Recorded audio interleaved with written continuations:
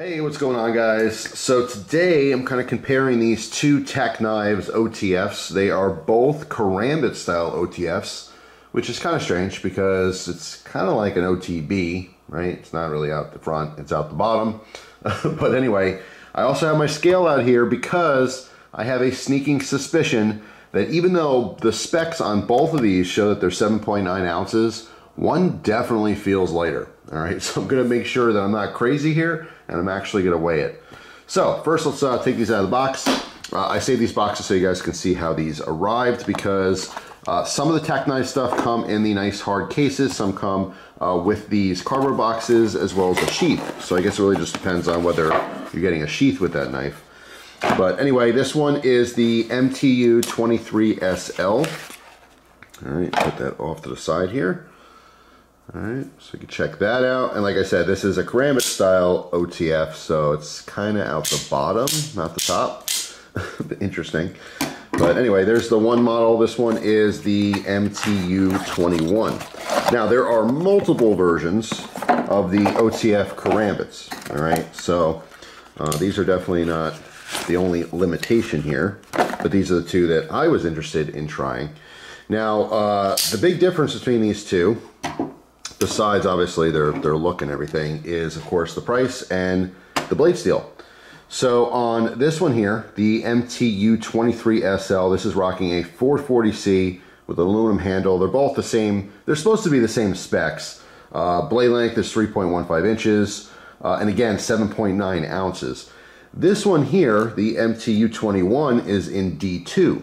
All right, same thing though, 3.15 inches, 7.9 ounces, which I'm questioning. Either this is heavier than 7.9 or this is lighter than 7.9. All right, but anyway, both very, very cool knives. The price on this one, which I kind of prefer in some respects, this one sells for $89.95.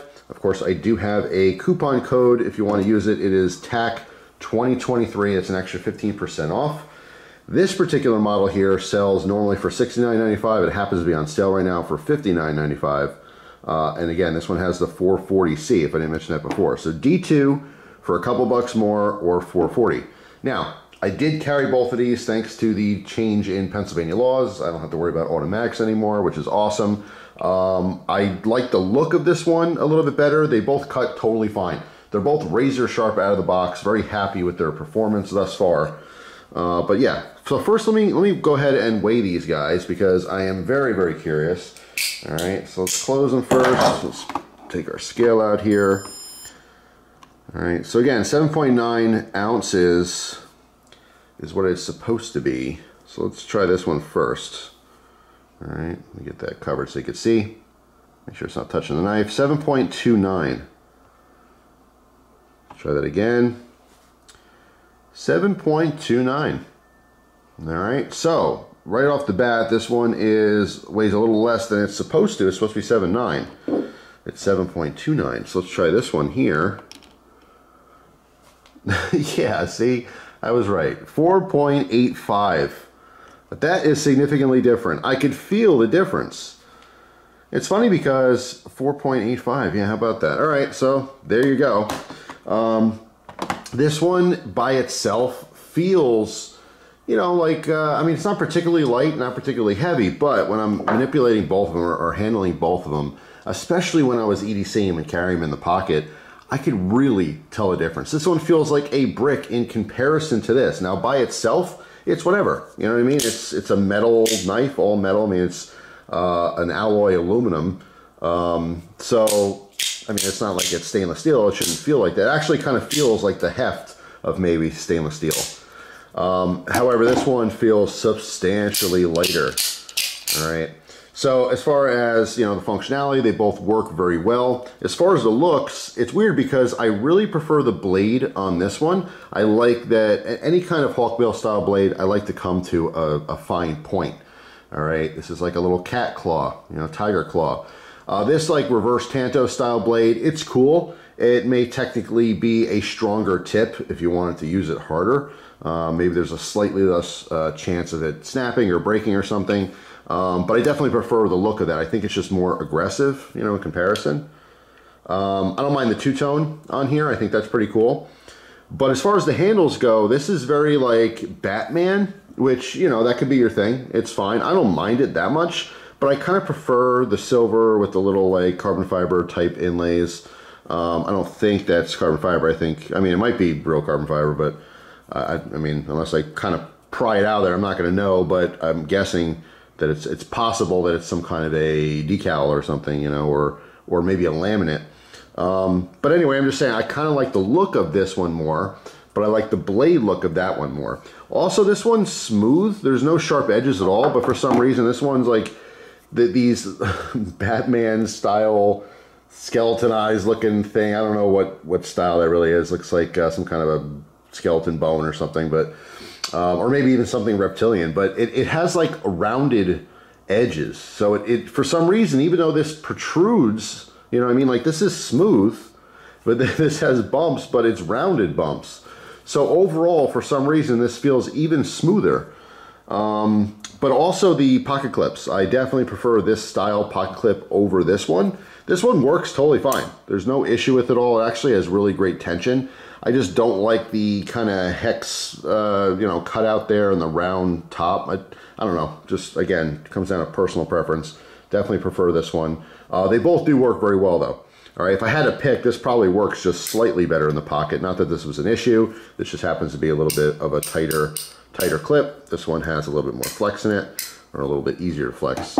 So it's hard because like there are things I like and don't like about both of them, but I mean, you know, this one's a little bit cheaper and I like the look of it closed. This one's a little bit more expensive. I do prefer the D2. The D2 does perform a little better than the 440C. Obviously, if you've been around knives for a while, you'll know that, as long as the heat treats are good. So yeah, I mean, if I had to choose only one, it would be this one, for several of the reasons mentioned. As far as the action on here, I want to say that this one, it feels like there might be just a little less of a trigger pull, let's say. Like there's just a little bit less, you know, tension needed to open that one in comparison. This one just seems like, I don't know, it's just ever so slightly different. If I'm pulling back on this, the restriction or the force it takes to push forward is just a hair more, in my opinion. All right, so yeah, I mean, it's so slight too. Let me do it at the same time, see if that makes a difference. All right, so I'm pushing down. Well, let me just do this for a little bit. Yeah, I mean, you compare it, they're pretty similar, but I still feel like it's just, I mean, it's close, but yeah, I don't know. My thumb's getting worn out from opening and closing these things. But yeah, I mean, it's cool. You can see all the TacKnives I've ever had, and at this point I have a bunch of them. They all work very, very well. As far as, you know, cheaper or more affordable, any way you want to look at it, inexpensive automatic knives, especially OTFs or OTBs in this case, they're awesome. I mean, I don't have them fail. You know what I mean? They just work. They work every single time, which is, you know, not always the case when you're talking about cheaper OTFs, you know, sub $100 OTFs. Sometimes you do have those ones that misfire and stuff, but, you know, knock on wood, so far I've had not a single issue with one of these TacKnives models. Any of them, not just the Karambit ones. But anyway, I just want to kind of compare those for you. I'm glad I did weigh it. I'm not crazy. This one is lighter, so you can't always go by, you know, internet specs, and that goes for any brand, you know, even some of the more expensive top brands. I mean, sometimes you have to weigh it yourself. Of course, make sure your scale works properly, you know, but there might be little inconsistencies here and there that change the weight. But yeah, just wanted to touch upon these. I think these are super cool. I mean, I like both of them a lot, but like I said, if I had to choose, it'd probably be this one, even though it's a little more expensive. Do prefer the D2. Now here's something else I want to mention too, is that when I have these, I have this clip to the pocket. You could see that the pocket clip is not swappable. All right, but if I had it where I'm pulling it out in reverse grip, obviously the pocket clip is on the inside here. So you'd have to either have it exposed on the outside of the pocket to be able to draw this righty, or maybe in the waistband you could do that, where it's actually, you know, clipped to your you know, pants themselves, but then tucked, you know, behind your belt or whatever. But regardless, I'm not pulling them out in reverse grip and opening them like that because I don't cut in reverse grip. All right, so having this clipped in the pocket like this, I will retract it from the pocket, but I will actually open it just like that, and then just scoop my grip down. All right, I have cut both with using the Karambit ring, the pinky ring. It's totally comfortable. It's totally fine. There's plenty of handle here though with my XL size hands to get a full grip without even using that ring. So if you want to choke up on, like most of my work, I'm not even using the ring here. All right, with the pinky, I'm holding it like this. I have plenty of handle, plenty of grip to cut things. All right, and obviously that hawkbill style blade or Karambit style blade is ridiculous as far as slicing goes, and especially one with a nice fine point. So anyway, I did want to mention that because actually EDCing these, the pocket clip orientation makes a huge difference. I like the availability of having it reversible, so if I wanted to carry it in such a manner where it's offhand or something. Now this actually happens to work out totally fine for like a retention knife because, I happen to carry a firearm, which is usually on my right side.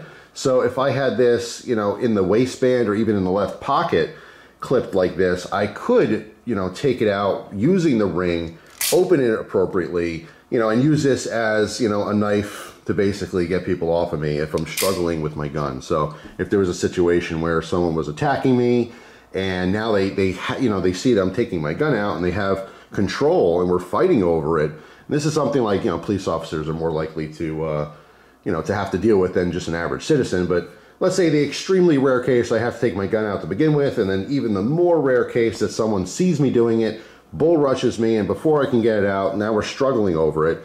That's why having that, retention, having that knife on your offside could be super helpful from like a tactical standpoint. All right, because like I said, if you're fighting with that, having an availability for a knife, again, I'm righty, so having a knife in my left hand that's capable, extremely capable and ready, I can just, cut the person away from me essentially, and then obviously, draw the firearm and proceed accordingly. But yeah, it's just, food for thought. It's one of those things. I mean, we talk about tactical stuff all the time. You hope that that stuff never actually happens, but it's good to be mindful. You never know, If I was going to a really rough situation, bad neighborhood, I knew I was in an area that was higher crime, and that's when I consider things like this. That's when I actually, might carry a knife for retention for my firearm, things like that. My daily life, it's not always a concern. You know what I'm saying? If I'm running to the store to buy, some groceries or something, I'm not thinking about stuff like that. Although, I always carry a gun because you never know, But as far as like different layers of those defensive options, that's where, I'd have to be kind of going into a stickier situation. I do stuff like that whenever I meet people. If I'm doing, face-to-face sales or trades or talking to someone I don't know, whatever, if I'm visiting someone's house, there's a bunch of different reasons that I would be a little more concerned or my security is heightened ever so slightly. And that's where things like this might come in handy. All right, but anyway. So yeah, but I did want to mention that. I think it's super important to know that that's how I was actually using this knife is, opening it from here, which in case would be an OTF, and then just, changing my grip accordingly for the cut, as opposed to, how it's designed to hold it in reverse grip and open it and close it. So there you go. There's the differences between the MT U21 and the MT U23 SL. Like I said, there's a bunch. There's like over a dozen different combinations, different styles. There's other ones that aren't even close to these, but that all function the same way, where they're kind of an OTF, but Karambit style, so they're coming out of the bottom, at least if you are holding it in reverse grip. So there you go. If you guys happen to have one of these knives, let everyone know in the comment section what you think of it. Thoroughly impressed with both. Like I said, TacKnives across the board, I've been very, very happy with. A lot of their stuff is super affordable. Some of their higher end stuff is not all that expensive in comparison, but it's awesome. And so far, even some of the cheaper items are fine too. In general, and it's not just TacKnives, it's across the board. If you're buying an OTF, right, and it's just a beginner's guide, and you see one for, 30 bucks, 40 bucks, whatever, chances are it's a brick. It's going to be super heavy, some kind of random pot metal, they say alloy. It's a mix of whatever, right? But those are the ones, when you're spending 30, 40, 50 bucks in some cases, that are they're going to be chunkier. They may or may not have inconsistent opening where they just come off the track a lot, things like that, right? Sometimes you get those that are like super twangy. You open it, it's like twing. You close it, twing. You know, it's just it's not a fun experience really. So it's not always the best thing to be, you know, saving money getting something cheap. Of course, I still recommend it. If you've never had one, you might want to see what it's like, but just understand they're not all like that.